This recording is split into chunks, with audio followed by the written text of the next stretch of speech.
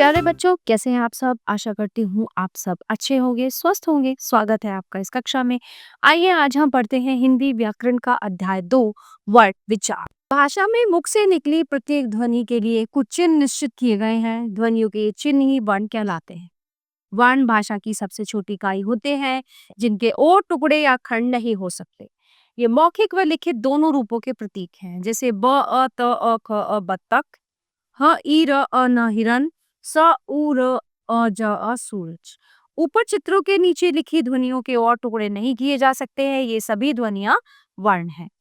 भाषा की सबसे छोटी इकाई जिसके और टुकड़े नहीं किए जा सकते वो वर्ण कहलाती है। वर्णमाला।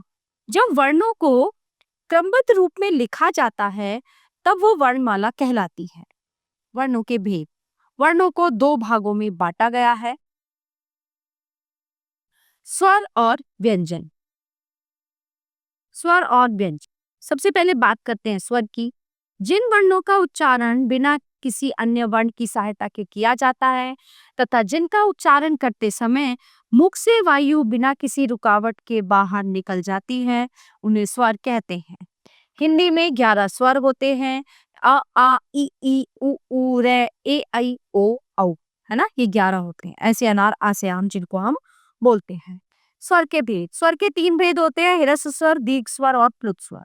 ह्रस्व स्वर। जिन स्वरों के उच्चारण में केवल एक मात्रा का समय लगता है वे ह्रस्व स्वर कहलाते हैं।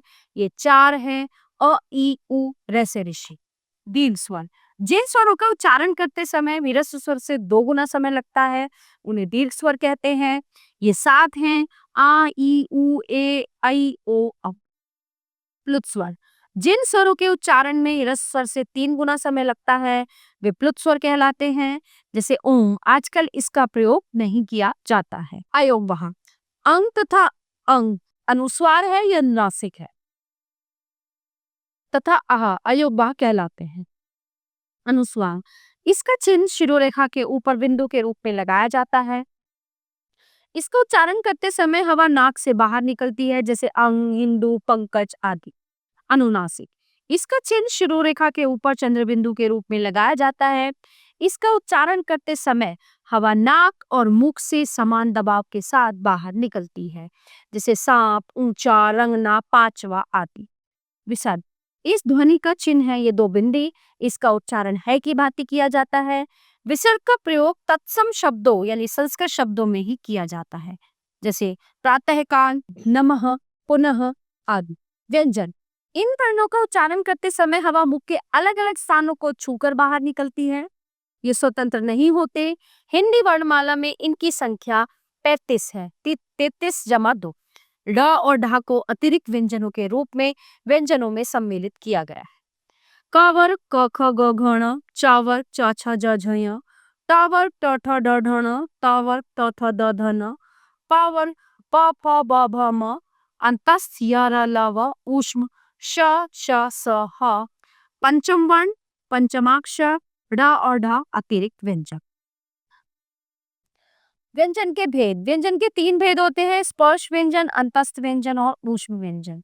स्पर्श व्यंजन। स्पर्श अर्थात छूना। जिन व्यंजनों के उच्चारण के समय श्वास, वायु और जिह्वा के मुख अलग अलग भागों को स्पर्श करती है वे स्पर्श व्यंजन कहलाते हैं।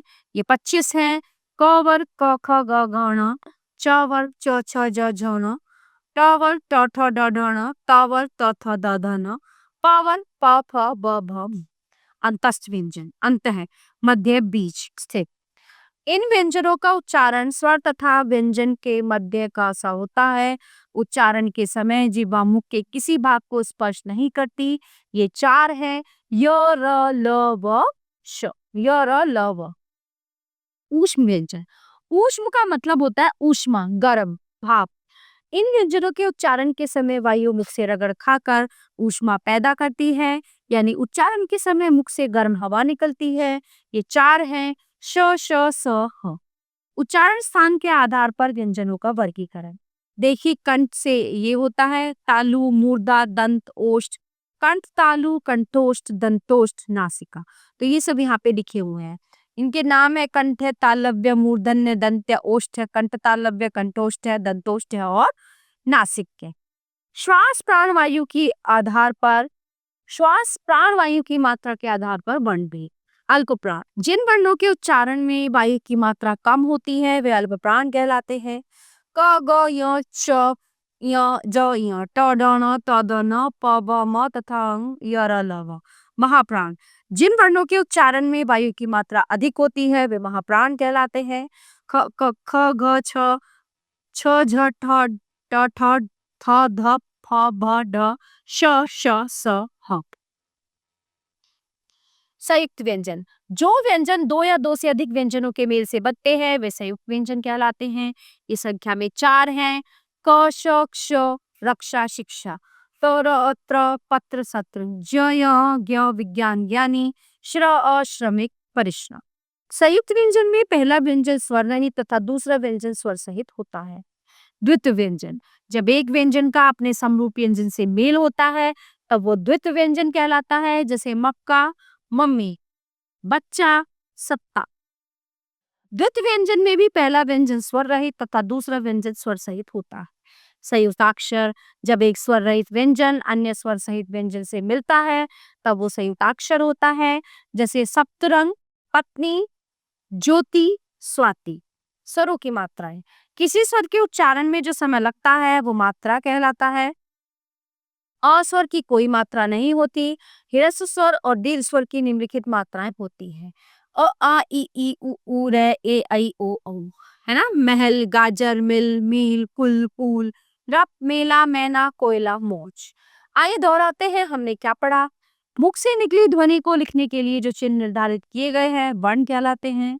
वर्णों के व्यवस्थित समूह को वर्णमाला कहते हैं। वर्णों को 2 भागों में बांटा गया है, स्वर तथा व्यंजन।